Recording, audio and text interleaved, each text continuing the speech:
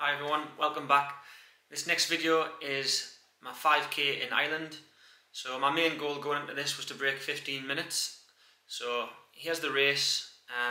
Let's see if I can do it. So myself and Peter nearly fell out of the boot. The women's race, so we're being held here. We're ready to go and we're away.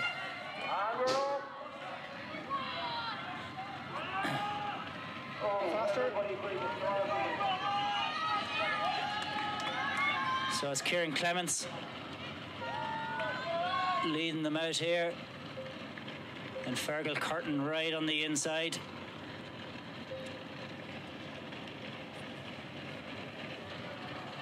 Ben McMillan then just beside him, and then Phil Norman from Woodford Green. Jamie Battle then wearing number 10 for Ireland, just over on the left hand side as you're looking.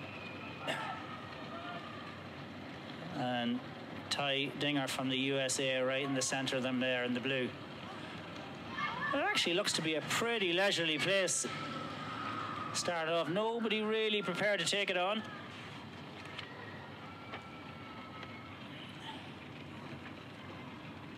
So our leader is Patrick Kowalski from Poland. And he looks over his right shoulder and he sees nobody's really prepared to go with him. So a lot of the athletes probably won't know Kowalski, but they won't know whether to let him go or not go. So Patrick Kowalski is going to take this on. Fergal Curtin then leads out the main pack in behind him, but there's probably 8-9 metres for the Polish athlete over the rest of the field as they come down the home straight for the first of 5 laps. But I have to say, as Armagh International 5Ks goes, this doesn't look to be the fastest one, so it could have a much more tactical road race here, but we get an indication after a couple of laps as to what sort of pace we're on. It'll probably be at about 900 metres, probably 850 metres as they go past the finish here.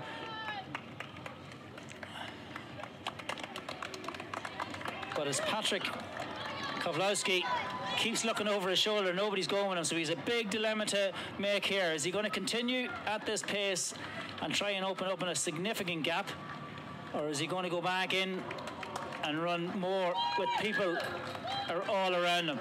At the moment it's going to be a solo run. They're about 224, 225 through 800 and maybe 30 or 40.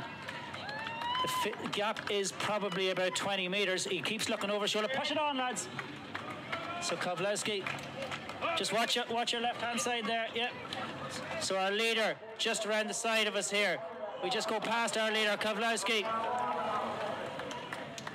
Looks very easy. Fergal Curtin leads out that chasing group. He looks at his watch. He gets his K split. That's what he's looking at. He looks over his shoulder and he'll see that the gap has opened up to probably 30, 40 metres at this stage. So have the boys lost out here, or has Kowalski been a little bit eager at the start? This is not often we see somebody with this lead at such an early stage in this 5k race.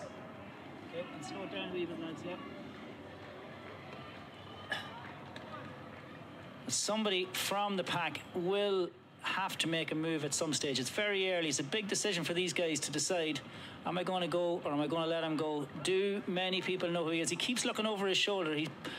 So does that mean he doesn't know whether he should be in the lead, or will he keep driving on? If he sees them coming back to him, he might decide I'm better off in the pack. There's no wind here or anything tonight. It's nice and cool, but it's not too cold. Perfect running conditions. So he's negotiated that hill for the second time now. He's about nearly 1,500 metres. Push it on, lads. So Kowalski, again, we get a close look up at him here. He does look very comfortable. He's probably 50 metres now in the lead. Very hard to know what's going in behind, but there's probably 30 bunched together in that next group. Fergal Curtin is right there. Ty Dinger is right there. Henry McCluckey, Jacob Allen, Ian Crowe Wright, and Tim McGowan from the US. So we have 2 US athletes in that group. So the gap doesn't look to be getting any bigger now. If anything, it looks to be getting maybe a little bit shorter here. So he keeps looking over that shoulder. He has probably 1700 metres done at this stage. So we'll try and get the clock, try and get a bit of a gauge as to what sort of pace they're going at, but I don't think that they're at sub 14-minute pace at the moment. So I think we could have a real burn up over this last couple of laps. So Kowalski stays quite wide. They're at 5:13, 5:14 with 3 laps to go, just over 3,000 metres to go. But our leader, this has been a real brave solo run by Patrick Kowalski. He's still probably 40 metres. We're right beside him here. He looks very, very comfortable still. Nobody coming after him.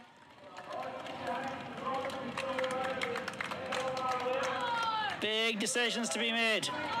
Tim McGann from the USA there in the blue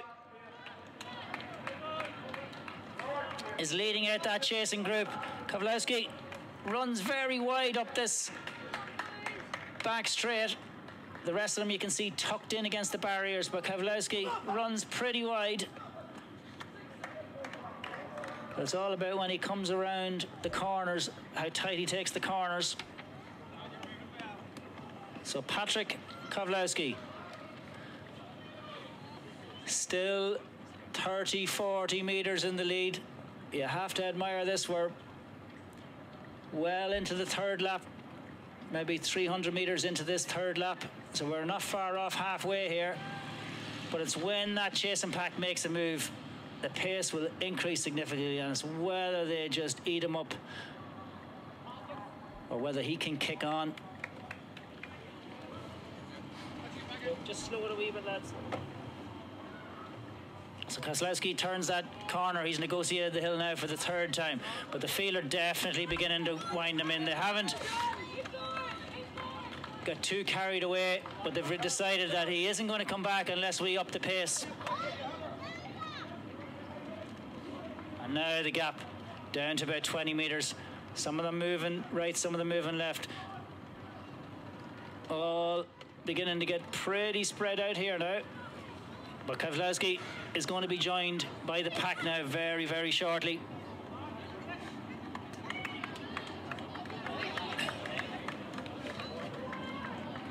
We'll just try and get a wee bit closer so we can see some of the numbers. So now a move has definitely been made at about the halfway.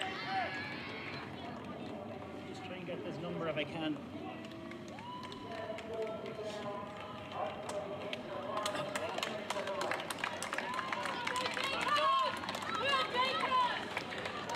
So it's Henry McCluckie has taken it on now from Shaftesbury Barnet. So Henry McCluckie, Jeff Whiteman, it was his pick at the start. You can see Jeff Whiteman just having a little look. So it's Henry McCluckie has taken it on. He's moved about 10, 15 metres. Kowalski looks to be in a bit of trouble. Ian Crow-Wright from Brighton and Hove. But just, we'll zoom past him here now. Henry McCluckie. Just watching your inside, lads. So Henry McCluckie's made a big move here. Jacob Allen now comes up down to Kowalski's shoulder. But McCluckie at the halfway mark really pushed it on. We can see the field is absolutely, totally spread out now. And that last probably 800 metres. We're halfway up this back straight. So well over 3,000 done. So come round and then up this hill, then round into the home straight where all the juvenile races took place, which is 400 metres from the end. So when they come around down the home straight, they'll have 1,400 metres to go. And it's Henry McCluckie has just blown this field apart in the last kilometre. So the Shaftesbury Barnet athlete, 13:43 on the track. Shown that he can do it on the road. Up this testy hill now. Second last time. So it's McCluckie. Move on, lads, yeah. He looks very, very comfortable here. He's going to come down the hill now. He's going to get a nice breather. But McCluckie is moving away with every stride. He's 60, 70 metres clear at this stage. He's got about 1,300 metres to go. Kowalski still in third place. He's battled well. But this is what you call a decisive move. Henry McCluckie has absolutely torn this field away. He's just over 1,000 metres to go. So unless something significantly happens here over this next kilometre, I think we're probably looking at our winner here. It's going to be a massive effort from those behind, because McCluckie looks to be moving away with every stride. He looks absolutely full of running. We can see that he is working really hard, but his style, everything is just so smooth here. He didn't get carried away when Kowalski made that move. But when he decided he was going to go, his plan must have been to go at halfway. So he's coming up, he's going to hear the bell. Jeff Whiteman looks out, he'll see that it's the same McCluckie as at the last lap. So Henry McCluckie comes around 10:56. He has to run around 3 minutes for the next lap to be under 14. So after a pretty leisurely start, McCluckie is absolutely flying. He's coming up the back straight. We haven't seen second place come round the bend yet. The gap must be 80, 90 metres. Peter Kowalski still in second place. But Henry McCluckie, he knows what it's like to win medals on the major stage. 1,500 metre bronze at the European Juniors a few years ago, under 23 athlete. 13:43 is best, but he has absolutely torn this field apart. So second is a distant memory, miles behind him here. We can't even see the others in the background. McCluckie 2 laps ago made this move at this stage, moved away from them and absolutely tore the field apart. So it doesn't look as though we're going to have that battle down the home straight like we did in the last race, where Alex Bell just got the better of Carrie Hughes. This is going to be an absolute dominant show from Henry McCluckie. So that last little testy hill done, and now he can enjoy the last 500 metres. He looks over his left shoulder, he can't even see them. He can enjoy the final 400 metres. The massive crowd here now are going to be on his left. He moves over towards the right, because this time when he comes down the very bottom, he'll be into the finish at the right, on the right. Still Peter Kowalski in second place. But no doubt Henry McCluckie from Shaftesbury Barnet is going to be our 2023 Armagh International 5k winner. Probably one of the most dominant winners that I can remember. So about 200 metres to go. He looks over both shoulders. He could probably walk in from here and still win it. So it'll be, the next thing you'll see is the clock. And the clock shows 13:20. Unbelievable. The course record's going to be obliterated. What a last 3,000 metres that Henry McCluckie has done here. So we'll try and show you that clock here. 13:33, 34, 35, 36, 37 for Henry McCluckie to take the Armagh International 5k in a record time. Fergal Curtin just in third place. Dinger just gets them. They're coming streaming through. We're going to get probably 20 athletes under 14 minutes. We're at 13:54, 55, 17, 18, 19, 20 athletes bang on 14 minutes. And they're coming through. We see Mitchell Byrne just outside 14 minutes. Jamie Battle comes through, 14:08. Kieran Kelly from Raheny Shamrock through in 14:16.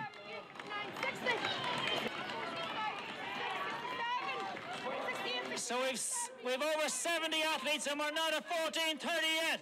Bales from Wales, probably the last one through under 14:30. Gary Crummy from near ESC comes through. 91, 92, 93, So these athletes are at 14:40 and they're nearly not in the top 100. 100, 14:43 to be 100. Give us a better road race in Europe.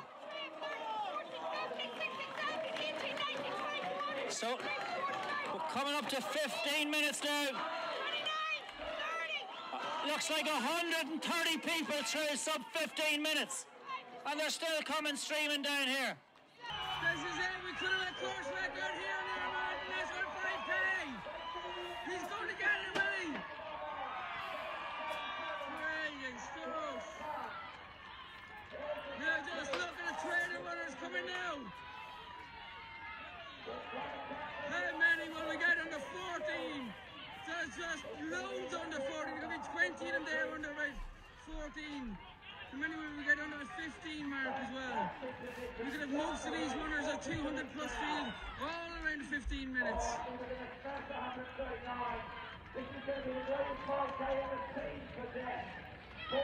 This is something else.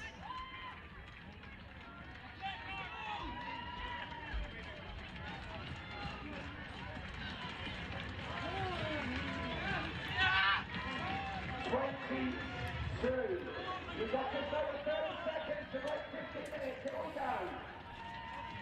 There we go. Quarter of 22 under 14, which is unbelievable. As you see, these are top class athletes. We're still at 14, 30, 40, 40 here. This is just incredible stuff. Absolutely unbelievable. The weather conditions have been fantastic for this. So there we go, look, we're coming up to 15 now, nearly all the field is done.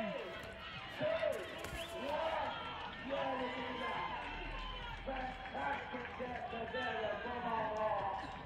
Wow, what a race. Clearance from the clocking. We think 132 under 15 minutes, so we think that is very, very hard. Still look at 15:20 on the clock. Still great times. Win any road race in the country with these times. So another phenomenal Armagh International 5K. It was pretty leisurely for the first 2K, and then when he decided to make his move, Henry McCluckie, he tore the field apart. Jacob Allen in 5, McMillan in 6.